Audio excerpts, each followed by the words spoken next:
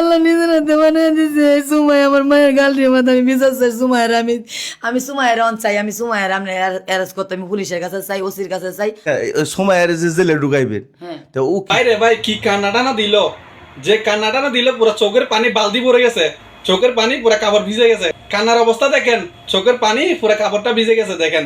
হায় রে অভিনয় মহিলা, হায় রে অভিনয় নারী, অভিনয়ের শেষ নাই। দেখেন কিভাবে বাঁচাতে হয় মানুষকে সেটা এখন আমরা বুঝতেছি। দুনো পক্ষের আছে, শুধু একটা পক্ষের না, দুনো পক্ষের দোষ আছে।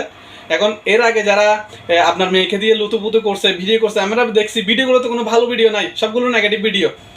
যারা নেগেটিভ মানে ভিডিও করছে মেয়েকে নিয়ে, তখন মা কোথায় ছিল যে আমার ছেলে আমার মেয়েকে নিয়ে এভাবে ভিডিও করিস না, যে দিতেছে ওই দিতেছে, আমাকে বিয়ে করবে কিনা, অনেক ভিডিও আছে আপনারা দেখবেন বিবি ইমরানের ভিডিও ফেজের মধ্যে। তখন মা কোথায় ছিল?